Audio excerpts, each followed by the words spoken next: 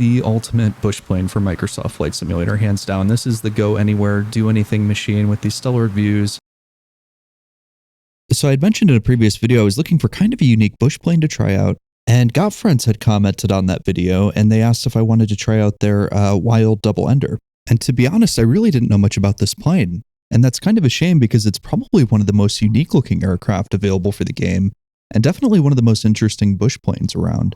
And as I read about it over the next few days, I realized it actually has a really interesting backstory and history about it. It's kind of a special thing that we get to experience this plane at all, let alone such a well-crafted digital recreation of it. So if you're like me and you appreciate a compelling story about a unique aircraft, stick around for a few minutes. You might just develop a deeper appreciation for this plane like I have. Then we'll get to my thoughts and impressions about what GotFriends have created here.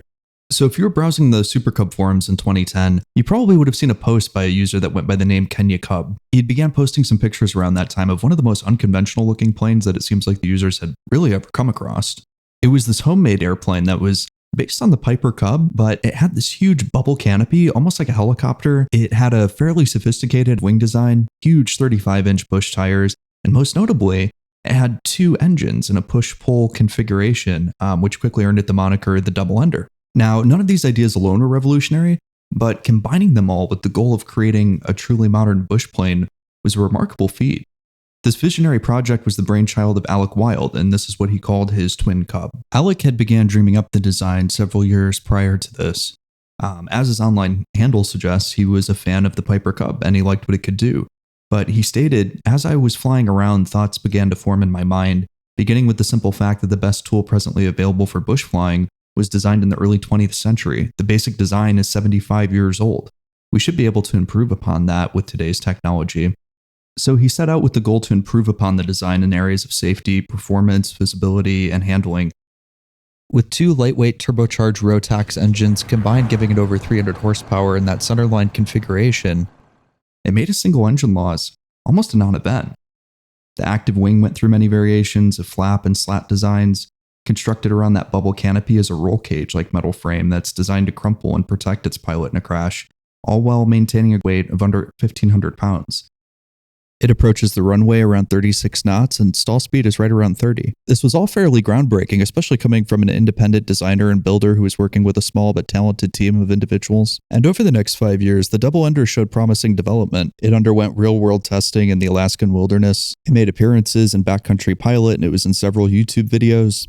There were some indications that the team were going to make the commercial variant of the DoubleEnder available for sale, most likely in kit form, and there was certainly some interest in supporting this kind of project. But after years went by with no commercial offering, some suspected that this would never be more than a prototype and a dream of what a modern bush plane could look like. The DoubleEnder made its last publicly known flight in 2015. A single-engine version of it called the Ascender would come along a few years later, but there was only one DoubleEnder ever built. And that's the end of the story for the DoubleEnder. Or it would be the end, except in 2023, the talented folks at GotFriends made a really faithful recreation of this one-off plane for Microsoft Flight Simulator. So let's go take a look at it. So welcome to the cockpit of the DoubleEnder. First thing you might notice is that this is a fairly unusual layout inside the cockpit. The arrangement of the instruments and the panels, it's all pretty unconventional. But that's kind of been the theme with this aircraft, so I guess that shouldn't be a huge surprise. Now, I think one thing worth pointing out here is that it doesn't appear to be a ton of stuff going on, but there's actually a lot of depth and complexity of these systems on this aircraft, as you'd expect from GotFriends. But it's kind of just below the surface, and what's sort of interesting about that is you can hop in this plane right away and have a great time without having to fully understand all the systems at first. But the more you dig into it, the more you're really rewarded with some truly unique and interesting functionality that this plane offers. So I guess the first good example of this is the prop control. So this does have constant speed props on it. However, we don't have a prop RPM lever. What we have instead are these two Airmaster panels on the left, one for each prop. And if you notice, by default, they're in auto mode, which means we really don't have to mess with the prop pitch ourselves in various stages of flight, monitoring manifold pressure, stuff like that. It's just governed by the throttle. However, if you do take these off auto, you gain some additional functionality. So you can, of course, adjust the pitch manually with this fine and coarse control switch. You also have a selector to do this based on stages of flight. But here's the cool part. If you're stuck somewhere on the ground, you can just turn these switches all the way down to beta and this one down to feather and flip these switches, make sure you're out of auto mode. And now you can throw the plane in reverse to get yourself turned around more easily.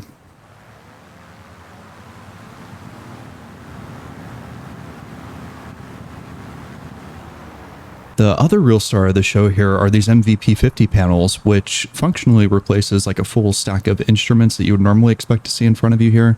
So, the benefit of this, of course, is that your view out the front is fairly unobstructed. So again, this appears to be fairly simplistic on the surface. We have detailed information here for both engines. And if we toggle through the available screens, we get our usual altitude and heading and vertical speed information. But if we dive into these units a little more, this is where all the configuration options exist for this add-on. So where you'd normally have like a clipboard or an EFB tablet to mess with the settings specific to the add-on, well, that's all in here instead. This is where we can do things like add or remove tie-downs, pitot covers, the campsite feature makes a return as well. We can also adjust engine realism on and off and adjust the vibration effects on things like the throttle levers and the stick. And if you do enable engine realism, there's another page detailing the simulated wear and tear on various parts of the aircraft. So this is on a component level, much like we see in a lot of other add-ins today. Each of these parts register their own wear and tear values based on how you treat the plane. And then, of course, you have the option to repair it when the plane's on the ground and the engines are turned off.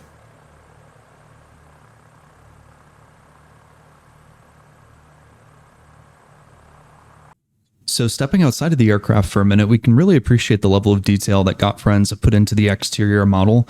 When they say it's a flagship product for them, that's really evident out here as well. One area that received a lot of attention was the dirt modeling. Like you have some 120 some odd layers of dirt that builds up on the external surfaces. And it gets progressively more dirty as you fly more off the beaten track. I think this is really cool because I don't think a bush plane really looks right without some dirt and wear on it. But really, there's that satisfaction of looking at a mud-caked plane and knowing that it's like the result of your adventures. I think that's really cool too. I also have the campsite scene deployed here. We have 2 functional gas cans and a tent set up with some fun little Easter eggs inside there to check out. But yeah, stellar work on the exterior too. This plane is kind of a spectacle just to look at. It's pretty cool. So I think the only thing to do now is to get it up in the air and see how it flies. So let's make sure the parking brake's off, check the flaps. I'm going to set the props to auto because I tend to forget about these things when I'm trying to talk and fly at the same time. So ground handling is really easy going. It doesn't really take much rudder to keep it going straight down the runway. And it rotates fairly quickly. It really doesn't require much runway space at all. I think it takes off in like less than 100 feet, or right just over 100 feet of runway. So it's pretty impressive. And the engines sound really impressive. I noticed like at low RPMs, you kind of get this prop desync sound where it beats a little bit, but they just sound really nice. Really good sound design on this. Now, as far as the handling characteristics go, it's really kind of interesting. So it feels like a very light and nimble aircraft, which it is, almost like an ultralight. But it also just has an incredible amount of power to climb out really quickly with like over 300 horsepower between the 2 engines. So it's kind of an interesting dynamic. The controls feel very immediate and responsive. Again, it's one of those planes where it's just really enjoyable to peer, at the terrain below. It makes it really easy to go dive down and just take a look at things. Especially with this huge canopy, you probably get some of the best views out of any aircraft in this game, like hands down.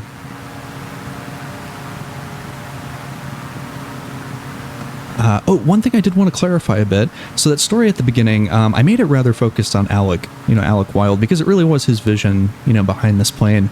But I feel like it can't be understated just how integral other folks on his team were. Folks like Doug Keller and Eric Lewis, part of the design process. They were really, played a major part in bringing this plane to life. So it wasn't just a one-man operation.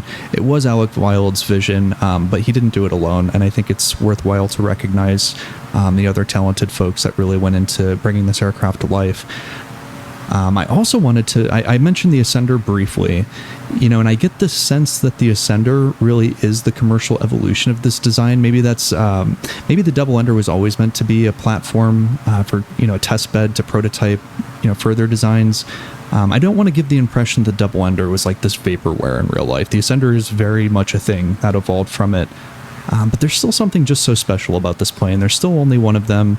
There probably, maybe will only ever be one of them, and that's a pretty cool thing that we have it here. So, who is this plane for? Honestly, to me, it's the ultimate bush plane for Microsoft Flight Simulator, hands down. This is the go anywhere, do anything machine with these stellar views, the effortless nature of the controls. It's truly the ultimate bush plane for me. It's just an absolute spectacle that really just kind of has to be experienced. I keep finding like cool little details and things about this aircraft the more I fly it that keeps me interested in it. It's just filled with these neat little, Easter eggs and delights that you find the more you play with it. And that's one of the things that kind of keeps me coming back for more. And that's something that I think GotFriends really does well. Just building nice small details for people to come upon and enjoy. That's kind of cool. And I guess further to that, I think what's really special was, that we all get a chance to experience this vision, this idea of what this perfect bush plane could be, and kind of live out that dream in Microsoft Flight Simulator. And really, what more could you ask for? So with that, I think I'm going to press on. I've got a full tank of gas. The sun hasn't set yet, and I've got a lot of Oregon to explore here. I really can't think of a better way to spend an afternoon than here in Microsoft Flight Simulator with the DoubleEnder.